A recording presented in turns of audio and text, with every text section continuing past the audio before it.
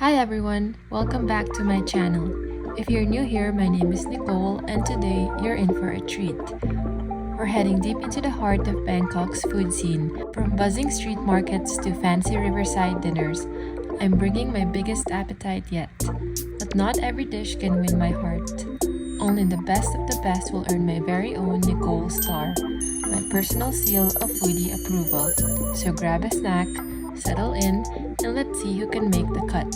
Our first stop is Thipsamai, one of the most famous pad thai restaurants in Bangkok. Before we get into the noodles, I have to talk about their orange juice. It was fresh, sweet, and had the perfect tangy kick. Definitely a must try. Next up, I tried their mixed spring rolls, which had a great combination of flavors. Crispy on the outside and a mix of shrimp, vegetables, and a hint of spice inside. Finally, I got their famous pad thais. Thin rice noodles wrapped in scrambled eggs. It wasn't like any other pad thai I've had. It had the perfect balance of sweetness and tanginess. This absolutely deserves a Nicole Star. Welcome to Lok Yun, a breakfast institution that's been serving locals since 1933. For starters, I had a hot Thai tea which warmed my tummy for the coming meals. Because this place was so highly recommended, I came in with high expectations. But honestly, I was a little disappointed. I ordered their French toast, and while it may be their traditional style, it was too eggy for my taste. I honestly struggled to finish it. You can see it all over my face in the footage. Their breakfast sets were also underwhelming. It just didn't hit. That said, their Thai milk tea had a nice rich flavor and was well balanced. Not overly sweet, just how I like it. And their kaya toast, which is a sweet toast with coconut jam, was comforting. If I were to return, it would be just for the toast and milk tea. But overall, not quite enough to earn a star from me. One of Thailand's most popular attractions is the Safari World Bangkok. If you want to get up close and personal with giraffes, zebras, and of course elephants, this is the place to be. But aside from the animal encounters, I was really surprised by the food. I stumbled upon a little boat noodle stall inside the park, where the vendor was literally serving noodles from a small boat setup. How cute is that? I paid around 50 Thai baht, and wow, I did not expect that kind of flavor from a random booth at a theme park. I could not stop devouring this. Boat noodles are traditionally rich and savory, with a slightly thick broth that's often flavored with herbs, spices, a hint of sweetness, and sometimes blood to give it that deep, meaty flavor. It was absolutely delicious and deserved a Nicole Star. Next up is Chinatown or Yaowarat Road, an absolute must-visit for food lovers in Bangkok. It's chaotic, delicious, and unforgettable. As soon as you enter the food street, the first stall you'll see is the Michelin-starred stall for Tong Ko. The long line says it all. Tong Ko is made of golden fried ball of dough that puff up into airy, crispy perfection, usually served with dips like pandan or vanilla. Donuts were soft, pillowy, and had a slight crispy edge. I tried them with pandan and vanilla dips, and while the vanilla was just okay, the pandan dip stole the show. This absolutely deserves a Nicole Star. Next up, we tried Kuay Jab. Kuay Jab is a rolled rice noodle soup in a peppery broth, typically with pork innards. It's often served with crispy pork belly. We went to Kuay Jab Nai Ek, which is a place famous for its rolled rice noodles. I'm usually not one for innards, but this dish warmed my soul.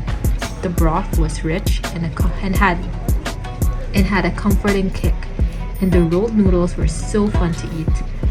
We also ordered crispy pork belly, which was perfectly golden, tender inside, and had a shattering crisp. also deserves a Nicole Star.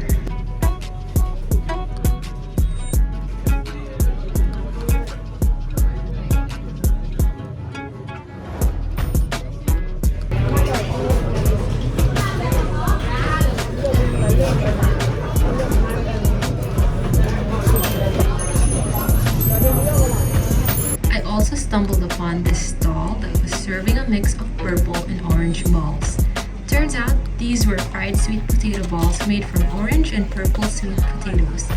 They were more neutral than sweet, so it's definitely an acquired taste.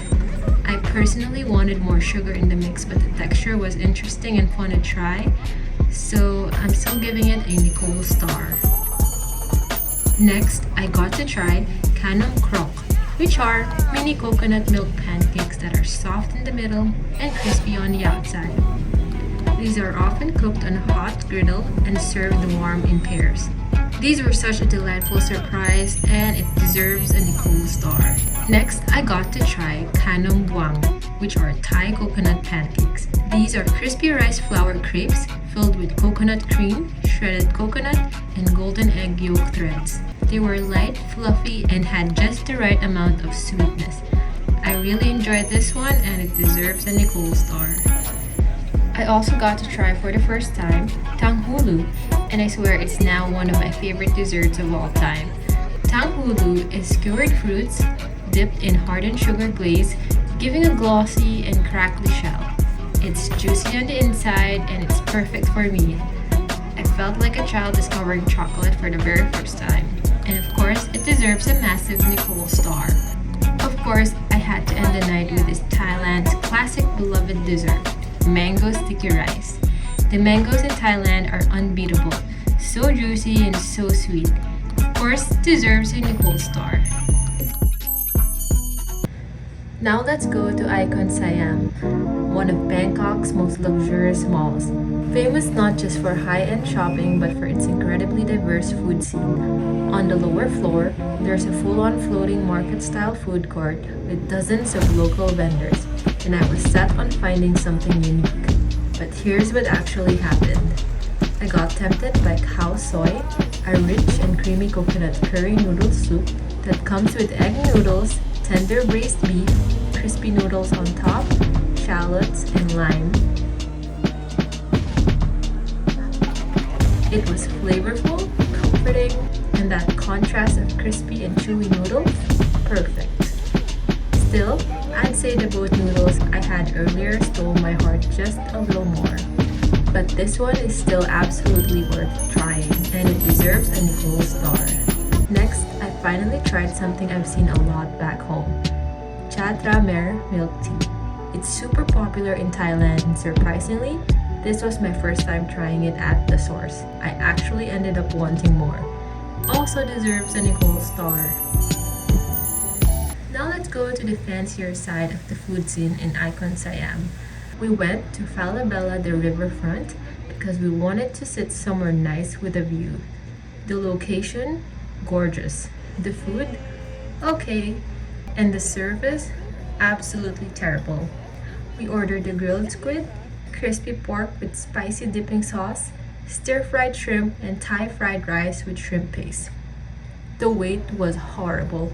We waited an hour just to get our food and another hour for a simple extra order of rice. The staff was inattentive, and honestly, for the price we paid, it was just not worth it. No Nicole Star for this. I don't recommend the place. Later, we went to Chatuchak Market, and I came here for one thing only, coconut ice cream. There were several stalls around the market, but I chose Coconut JJ. Served in a real coconut shell, this ice cream is light, sweet, and refreshingly creamy, topped with roasted peanuts, sticky rice, and nata de coco. I'd come back to Thailand just for this. Definitely deserves a Nicole Star. For our last stop, we stayed at Residences Suvarnabhumi before flying home, and we tried their restaurant at-home cafe and eatery. Let me tell you, this hidden gem blew us away.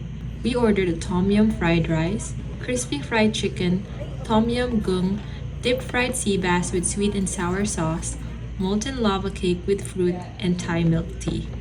Every dish was packed with flavor, cooked with love, and served really quickly.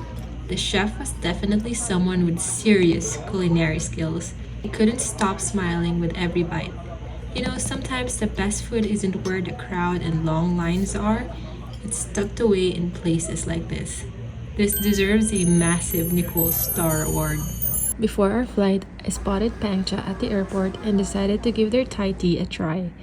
Pangcha is known for being a little fancier. Their tea is brewed stronger, with a slightly thicker and creamier texture compared to Tra Mue. While it looked gorgeous and felt premium, I noticed it left a bit of an aftertaste, probably from a heavier use of condensed milk or maybe the strength of the brew itself. It wasn't bad, but personally I still prefer Tra Mue. Bangkok gave me some unforgettable bites, from the street to the skies. So stay curious, stay hungry, and don't forget, not all stars are Michelin. Some are Nicole approved.